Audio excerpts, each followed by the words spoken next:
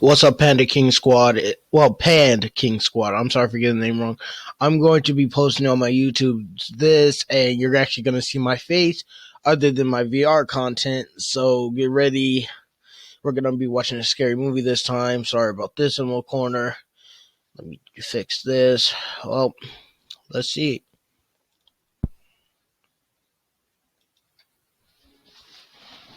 A long time ago, during the pre-internet era, I worked in a local pizza place. I was only 17 at the time. It was a nice operation. The staff and management got along well.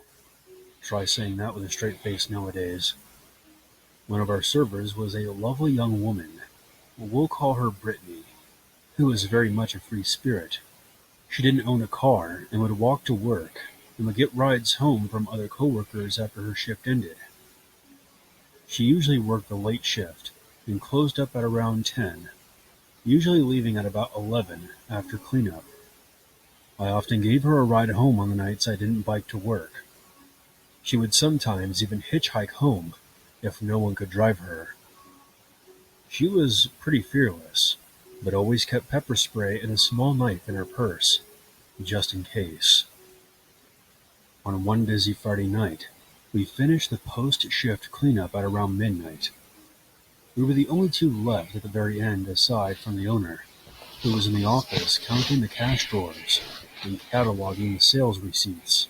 Remember, this was before computers, so this had to be done with an adding machine and pencils. I rode my bicycle that day, as it was really nice outside for the first time in weeks. The owner said that she would give Brittany a ride if she waited until the accounting was done. It would be about another hour or so. She decided not to wait and said that she would just hitch a ride home. We both tried to discourage her from doing that, and I told her that she might not even get a lift in an hour anyways. But she just laughed and said, "Hey, I'm a nice-looking girl with great legs. Somebody's going to stop, and I have myself a defense kit." Honestly, I don't think her penknife would have even cut an apple, but it was something, and the pepper spray she used would at least be effective. I walked her outside, and we talked for a while in the parking lot. She joked about sitting on the handlebars of my bike and saying that I could bike her home. Of course, that wasn't an option, so we both laughed. I offered to stay with her until she got a ride, but she said no thanks, and that no one would stop if they saw her with a guy on a bicycle, and that it would have made them suspicious that we were up to something. So we said our goodbyes and headed off in separate directions. She didn't report to work on her next scheduled day, which was the following Monday.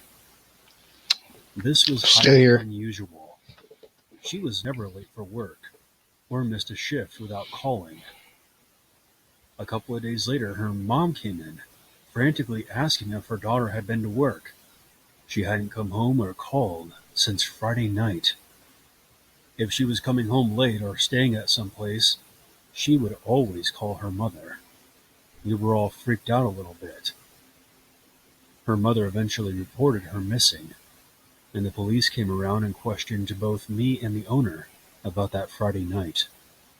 The owner being a middle-aged woman and me being a goofy 17-year-old kid didn't interest them much as potential suspects or even persons of interest. After the police left, the teasing started. Restaurant workers can be a hard bunch, especially the kitchen staff, and most have a very dark sense of humor, at least the ones that I worked with. This went on for the next few shifts, and things didn't help when it became evident that I was the last person to ever see her alive. The cops came back into the pizza place and questioned me again, and also my parents, which of course freaked them out. Sorry about that. These freaking YouTube ads, bro. Sorry about that. Finally, about a week after she went missing, a coworker was really giving me hell about it, telling the waitresses not to get too close to me or they might disappear. I finally had enough of his underhanded remarks, After he sarcastically asked me where I hit the body, I snapped back. At the bottom of the fucking lake. You want to join her? Of course, everyone who overheard this went, ooh, and egged us both on. Being 17 and stupid, I said, yeah, I put her on the handlebars, rode out to the dam, and threw her off. Now shut up and leave me alone. Been sexually assaulted and stabbed to death. There was a reason her body wasn't discovered sooner, but I can no longer recall why. Needless to say, the cops got a whole lot more interested in me now, after that sarcastic tirade at the restaurant, where I unknowingly foretold almost the exact way her body was discovered. They had my parents bring me into the station, and I was questioned again, without an attorney present. Back then, unless an arrest was imminent, a juvenile could be questioned without one as long as a parent was there. As the dam was a good 20-mile drive from the restaurant, I was eliminated as a suspect. They made an arrest a short time after that. It was a man they had suspected in a similar incident the previous year. He confessed to both murders in exchange for a life sentence. Obviously, there was no connection between me and him, but I still felt awful. When I went to Brittany's memorial, I just sat in the back quietly. By that point, word had gotten around about my morbid joke that turned out to be true. I didn't attend the burial service. I didn't want to upset her family. A few years later, I got work at a gas station and had the misfortune of selling an arsonist the fuel he used to set his own house on fire. But that's a story for another time. That was interesting. We got another one. For context, this took place almost 2 years ago. I was 26 at the time. I was in Washington on sort of a vacation visiting my then fiancée. We'll call her Sarah for the sake of this story. It was for a graduation she was having for basic training. It was a big deal for her family, and she asked me to be there for it. So I said why not, and booked a flight. I would be arriving a week before the rest of her family, so her and I could have some time together, just the two of us, before she would be busy having all of her family there for the occasion.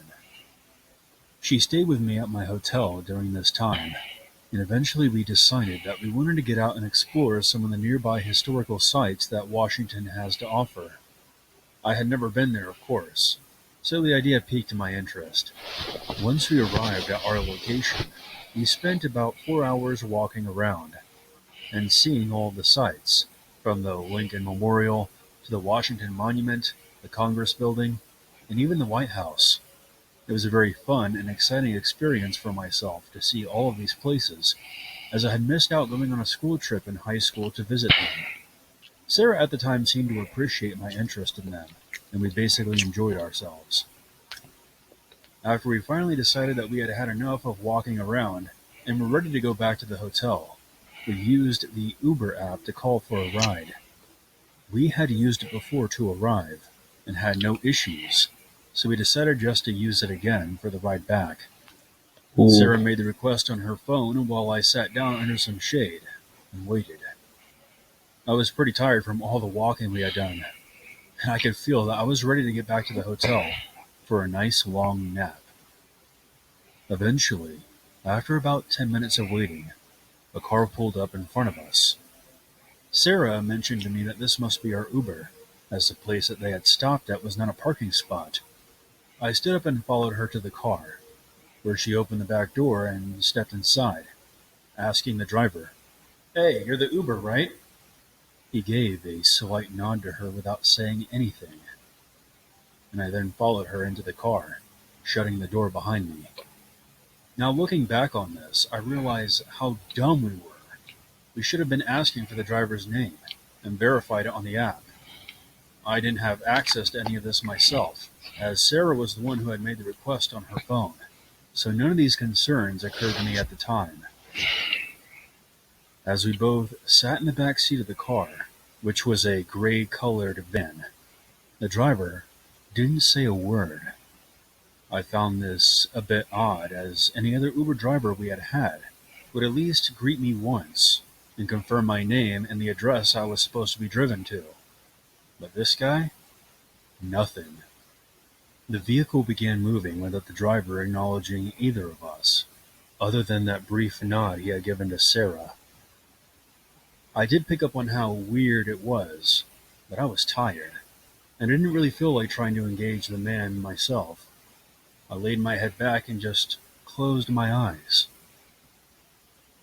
I then felt a tap on my arm from Sarah, after what felt like only 5 minutes into the ride.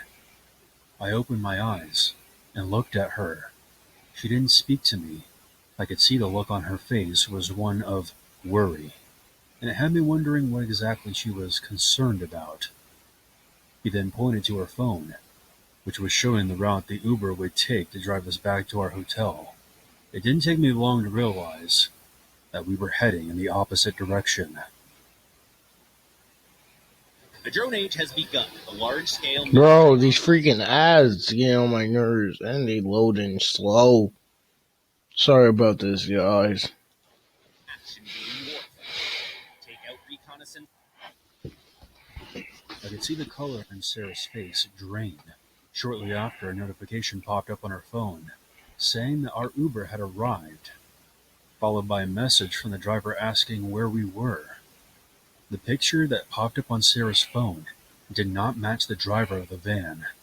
My heart sank into the pit of my stomach. I then knew that we had gotten ourselves into a situation I never thought that we would be in.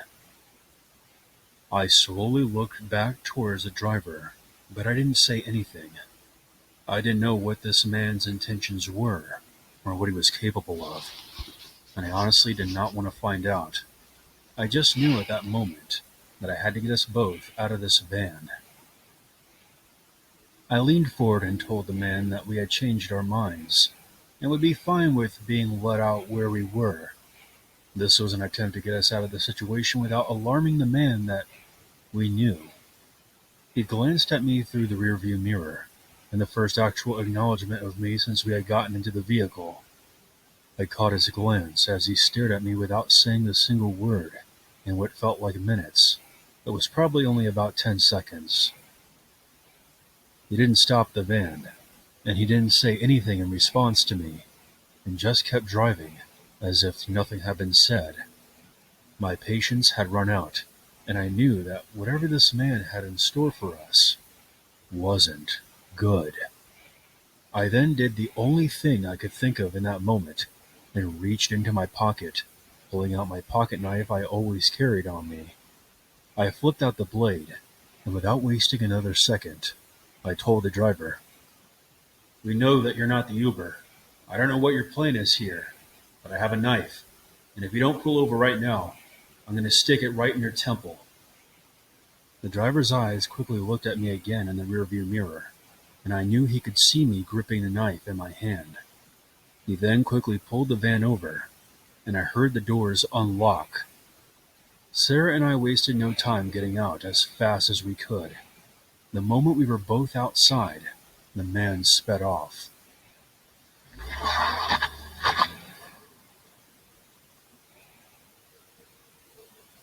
We quickly took a moment to gather ourselves as Sarah was having a panic attack, and I was still trying to wrap my mind around what the hell just happened. Sarah quickly pulled out her phone and responded to our actual Uber driver and informed him of our location and asked if he wouldn't mind picking us up. The Uber driver arrived a few minutes later, and this time we made sure it was the right one. We told him everything that had happened.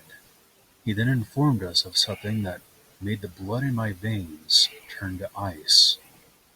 He told us that there had recently been multiple instances where people were posing as Uber drivers in that area, as it was easy to find many tourists around there who wouldn't think twice about getting into a car thinking that it was an Uber or a Lyft. The guy told us that we were very lucky to have gotten out of that. We made it back to the hotel without issue and quickly reported this incident to the local police. We gave the description of the unknown driver and the van he was driving. The police told us that they would call us with any further information, but we never heard back from them, so I'm assuming the man was never caught or found. That worries me because he could still be out there, doing this to somebody else. Again, I realized how stupid we both had been, and how we didn't verify the vehicle before getting into it. But let this be a reminder to everyone listening to do just that, and always make sure you're aware of your surroundings.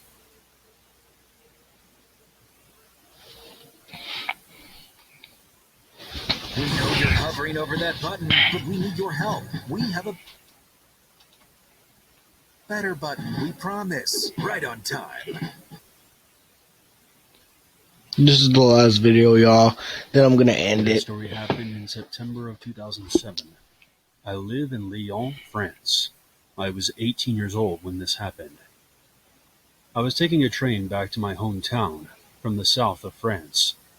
I visited my grandparents in the countryside before beginning my first year at university. I left on a Sunday at around 7 p.m. and I got on the inner-city train. Here's a detail that will be important later on. The train was one of those old slam door trains. This means it was possible to open the door while the train was still moving, no matter how fast it was going. It also seemed like this train didn't have any cameras. Once I got on the train, it was mostly empty.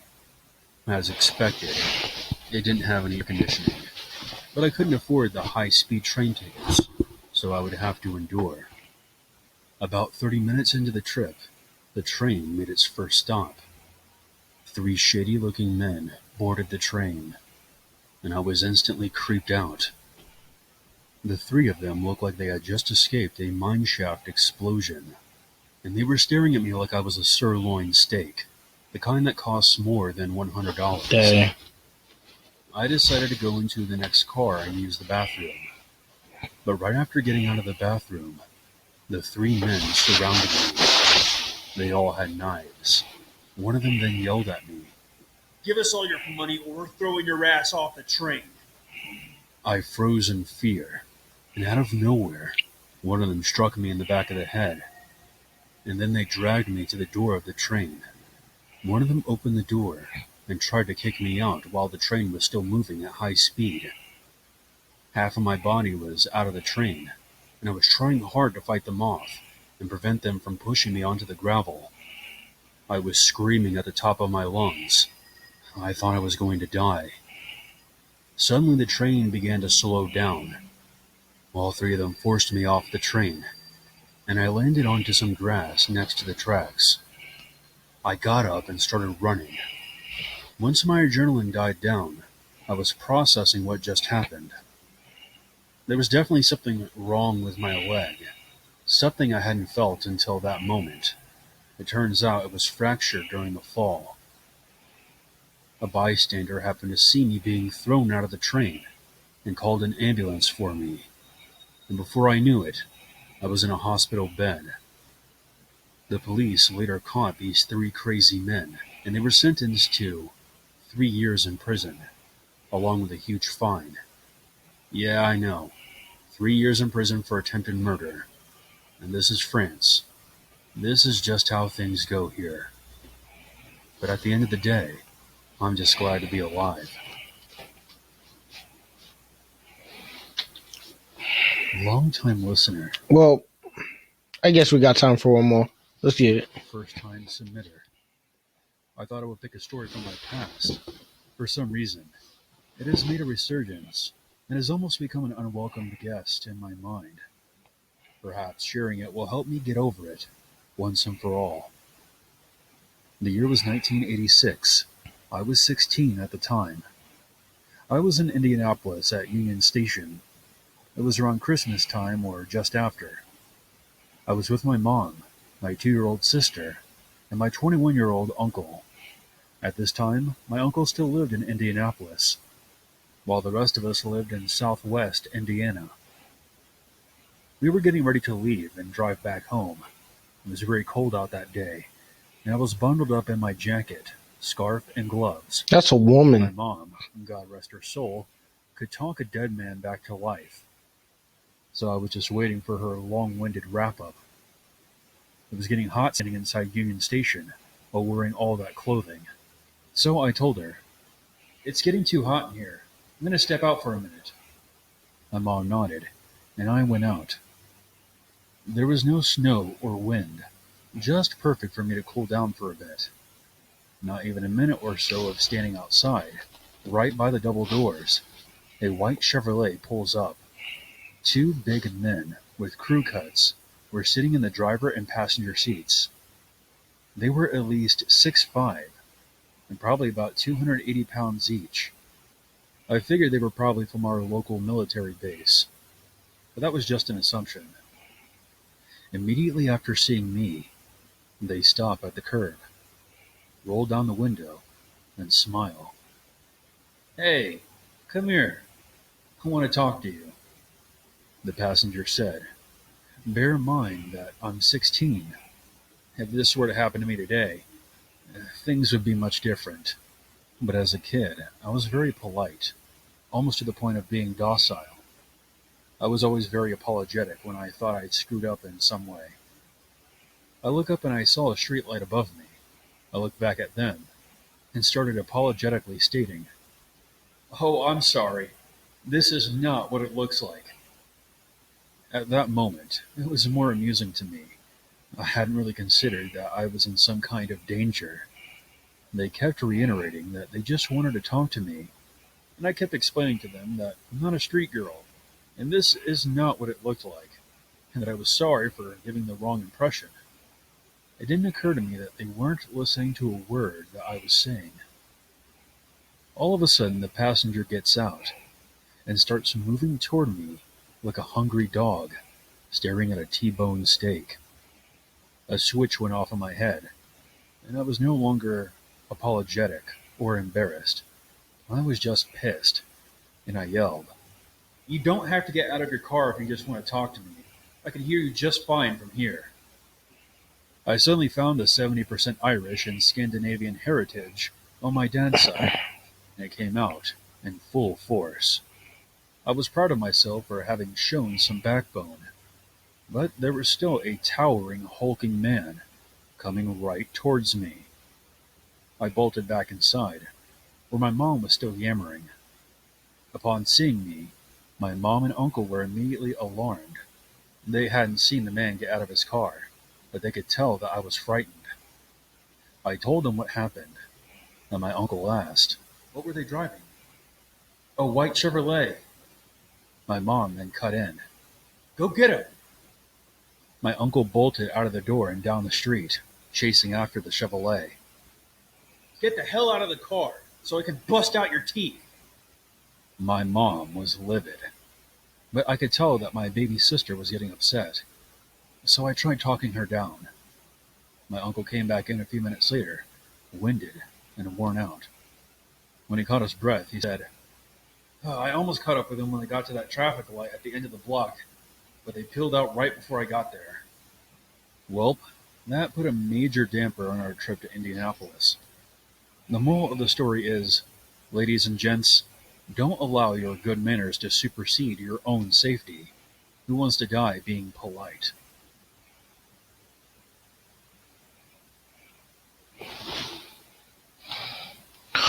All right, YouTube. I'm gonna. Well, see you later.